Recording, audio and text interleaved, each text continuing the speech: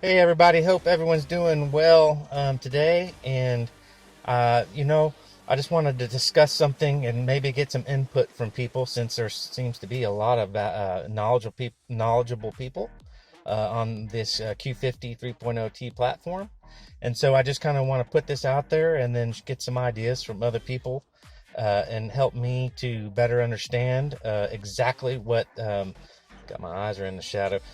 Exactly understand what this feature's for. Okay, so I've understood for many months, 6 or 7 months. Maybe even I can't tell you exactly when I knew this, but I've seen a person to discuss this about controlling the motor, the pump for the heat exchanger. Basically, to have your tuner turn that up or turn it down. Mainly turn it up. So I've seen a guy that said he just turned his up to 100% or 80% and just leaves it at that. So he was like, man, just talk to your tuner, and your tuner should be able to adjust that for you. So back in the day when I was with Ecutek, I told them about that, and they were like, really? Oh, okay. So they went in the program, saw the feature, and turned it up to 80%. But I really didn't notice much as far as any temperature drops, and that's when I had my Burger Motorsports heat exchanger. They turned it up to 80, and of course it was in the middle of the summer and it was really hot, but I really didn't notice that things changed. Temperatures dropped at all. Just sitting still with the motor running or driving, from 60 to 80%. Also too, I'm pretty sure that the computer adjusts that as you're stepping on the throttle. If I have it correctly, I don't know if it's something that has to be modified by your tuner or if it's just factory like that. But the pump motor speed will adjust according to if you're 100% throttle or 50% throttle. So it adjusts, but mainly I think I've also data logged it, and when they turned it up to 80, that it'll sit at 60 when you're not hard on the throttle and you're just cruising around, and then when you stomp on it, it go up to 80. And I never saw it go to 100, but I'm sure you can adjust it to 100. So recently, I've had the app, and I'm a pretty in-tune guy, and I like to be knowledgeable and know everything.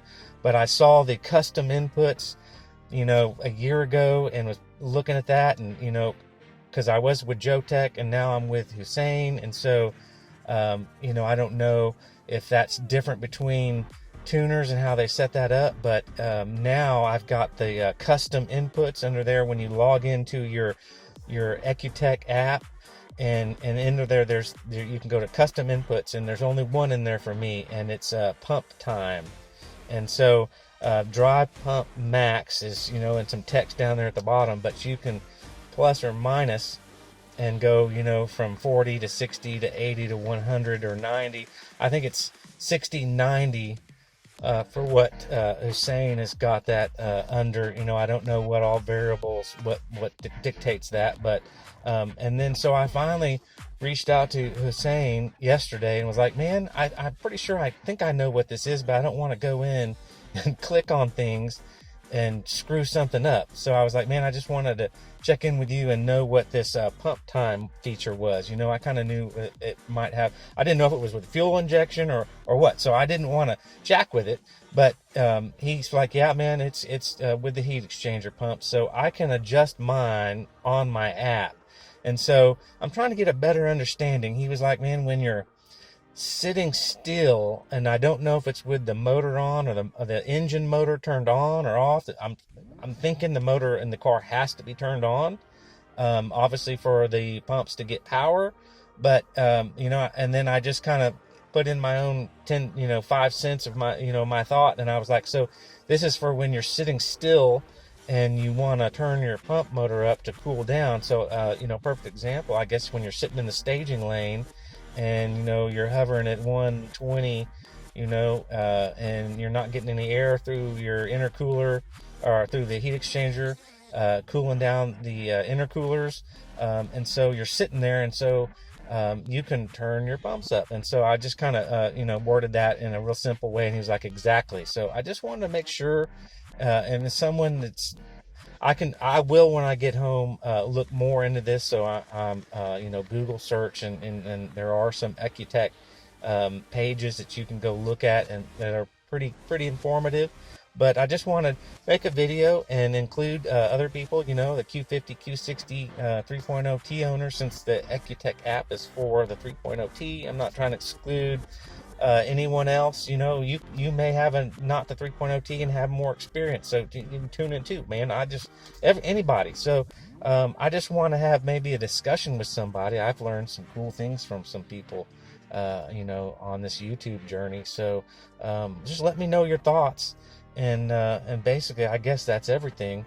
I just want to know exactly when to use this feature and exactly what it's for. Is it for everyday just driving around use, where I can turn it up to 90, 100% and I'm going to get better cooling? Or is it basically only beneficial when I'm at a stop and, say a 10-minute stoplight, and I'm like going, dang, and I'm looking at my phone app, as far as the temperatures, and they're creeping up high, then I can go, pump that up and see that cool down. So that's just my initial, reason for making this video. So, other than that, man, I do appreciate everybody. I think last night I was at 1,499 subscribers. It's a slow journey for me, which is fine. I don't advertise. I'm not a big YouTube get together person and collaborator and stuff. Maybe I want to, and I want to grow, but it's not my main emphasis. So, but